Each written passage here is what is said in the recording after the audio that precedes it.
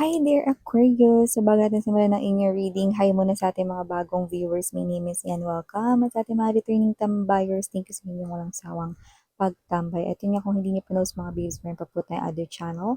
Link ay nandyan sa ating description box. So, if interested, just click lang yung link na yan at mariredirect na kayo doon sa ating other channel na kung saan nag-upload din po tayo ng daily collective readings for all signs. At yan nga, no, kung hindi niyo pa knows, wala rin po tayong gender dito sa babae, lalaki, LGBT, lahat po welcome. Pwede nyo rin pong iswitch yung mga roles dahil possible talaga yung mangyari kasi sa itong general reading and at the end of the day, everybody, meron po kayong free will na free nyo pong gamitin anytime, anywhere. At yun nga, no, wala tayo dito mga bibs no, na time period. Kaya naman, just please take only what resonates. Crosswatchers ni Aquarius, welcome ka din at may Aquarius placement sa kanilang natal/birth chart.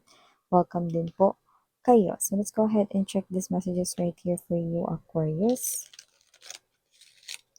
What does Aquarius needs to know? Can you please show me? Aquarius. Messages for Aquarius, please. Archangel Michael, thank you so much po. Together with the angel guides. Messages para sa ating mga Aquarians.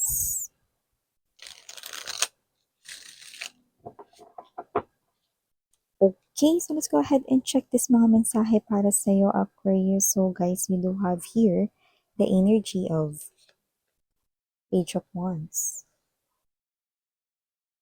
Nandito din for you, Nine of Swords.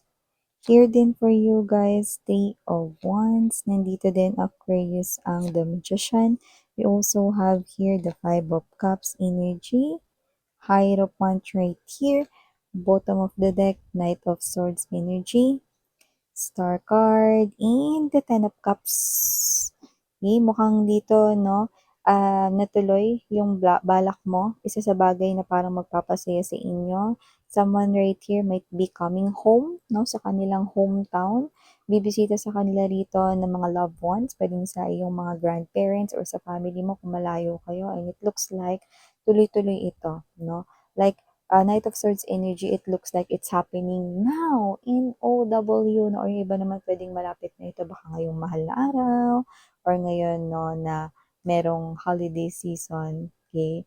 I mean, merong parang may holiday, possible na kayo ay umuwi or bumisita rito. Yan, no? So, it looks like something here na isa rin sa mga gusto mong gawin. At matutuloy yan, babes, no? Matutuloy yan dito. Na. So, may enjoy mo talaga ang time mo na together with your loved ones. Yan, no? Yung iba, pwedeng hindi yan yung family mo. Possible rin naman na baka yan yung special person mo, yung labidabs mo. Yan.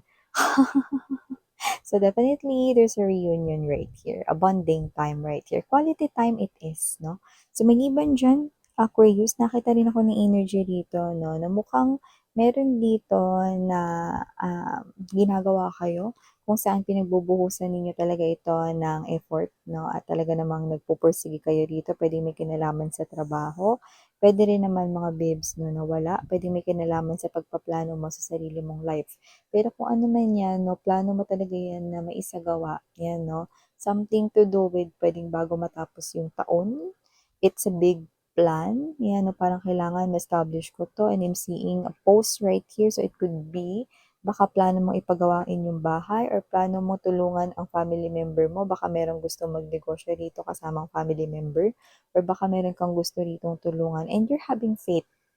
Okay? So no matter what your religion is, this cross symbol no, is a sign that you're having faith with your God, with universe right here na all of these plans no will be mangyayari no bago matapos ang year 2025. So tama ka.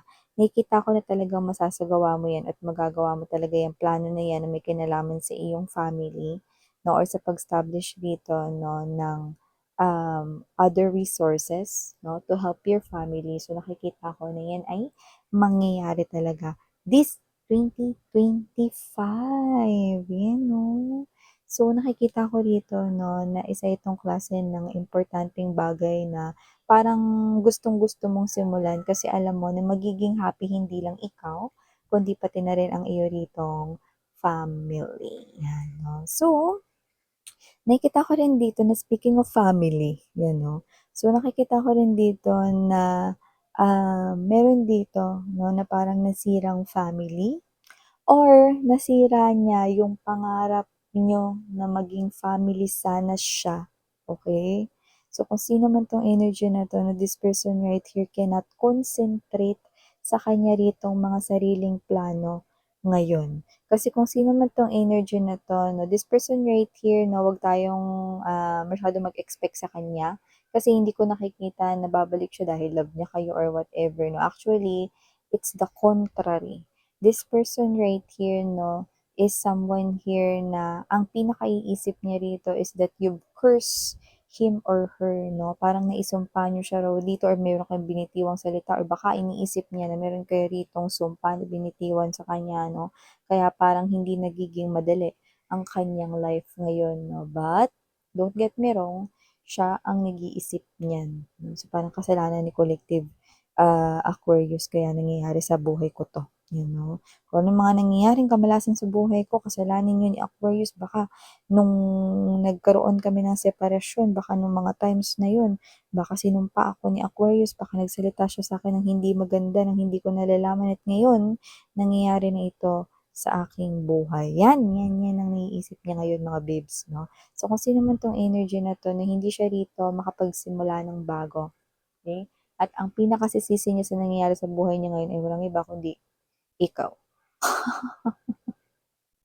Oh, 'di ba, 'no? Tayo ang gumagawa ng sarili nating kapalaran, tayo ang gumagawa ng sarili nating buhay. The angels in the universe are just there to guide us, 'no? And to help us keep ourselves on the right track. Ngayon, kung dumadanas man siya rito ng kanyang hardship sa life 'no, then try to look back 'no, sa sarili niya rito. Ano ba yung mga nagawa niya rito 'no, para mangyari sa kanya yung ganyang mga bagay 'no. So, wow, 'no? This person here is trying to blame you, baka daw sinumpa mo siya or whatever. What a such a lame excuse, 'di ba? Kaya kung sino man 'tong energy na 'to na good luck talaga sa kanya rito mga babes. So maliban diyan 'no, meron ditong isang person, acting like new love 'no, pero parating pa lang siya sa life ninyo. So this person right here is someone free-spirited, out of the box, and this person right here is someone who could be younger than you sa age. Now this person right here, may nakikita ko rito once na makilala niya kayo, iisip-isipin niya na kayo dito especially sa gabi. May energy siya na parang gising siya sa gabi. So, possible na doesn't have to be na meron siyang insomnia, pero nakikita ko more likely na possible na makausap mo siya bago ka matulog or bago siya matulog, 'yan 'no. So, for some reason, I'm picking up that this person right here will feel more relaxed kapag kausap ka niya 'no, and I'm picking up that you will definitely help this person here na makaalis dun sa kanyang problema. Yan yung nakikita natin dito. So, you are a big help to this person here. And from there, makikita niya rito, no, na possible na may mamuo siyang feelings for you. Okay? Kasi, siya ito 'no, na ang pinakaimportante sa lahat ay ang pagkakaroon ng, good heart 'no, and at the same time, yung person na mabuting tao. 'Yan 'no, at makikita niya 'yun sa inyo. Taray! Kaya naman mga babes, panatilihin lang ang inyong golden heart at nakikita ko rito someone here, mas maa-attract mo siya ng mas malapit sa inyo kung wala pa siya ngayon sa life mo. At yun nga, Aquarius, nakakita rin ako ng energy dito pagdating naman sa inyong kaperahan. Possible na meron dito 'no, na kayo ay gawin 'no. Puwedeng 'yan ay last week pero hindi ko alam ang eksaktong buwan. Pero last week ng buwan, yun yung nakikita natin dito at kung ano man yan, nakikita ko rito 'no, na yan ang klase rito ng energy kung saan possible na, "Ayoko nito, kakapagod naman 'to." Kailan kaya matatapos 'to, dami-dami kong ginagawa, ayan 'no. So, may gano'ng klase ng energy pero 'wag ka, okay? You will be rewarded because of that. Naku, dapat lang talaga miss 'yan, ano pa bang nakakapagtaka diyan 'no? No, you will be rewarded 'no, of something big. Yeah, may makukuha ka diyan, baka extra pay, 'di ba, kung OT man 'yan or mga OT 'yan 'no, pero I'm not talking about the extra pay. I'm talking about the prolonged term of what you will gain. If you are a probationary in a company na pinapasukan mo, no, and you want to regularize, then that prolong means regularization to you. Mariregular ka dyan, no? At yung iba naman, no, this might mean promotion naman for you. 'Di ba? So, it could be something here na magtatagal, not just yung bayad sa ginawa mo, but it's a reward. It's a fulfilling reward here waiting for you, Aquarius. Yan. And also, I'm seeing someone here smiling because of you. Nakikita ko dito someone here is happy to see you. So, it looks like it gives me the childlike ngiti, 'no? Yung parang very transparent, very true, like makikita mo talaga sa face ng isang child na super happy siya, gano'n, 'di ba? So, you will definitely make someone smile. Doesn't have to be a child ito, okay? But it could be someone, okay? Anyone, 'no, in your life. So, okay, nakita ko rito na wala kang gagawin. Basta 'pag nakita ka lang niya, nakikita ko yung ngiti sa kanyang labi. So, laking tuwa niyang makita ka. No? So it could be someone here who also treasures you, someone who is also close to you. No? So you will definitely make someone smile here.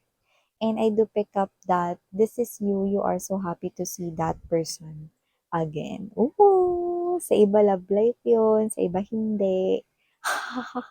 Basta yung taong gusto mong makita at gusto ka rin makita. So, ito yung mga messages right here for you, Aqua. Thank you so much. And again, I'm Miriana on me. Sarang Hiyol of Invite. And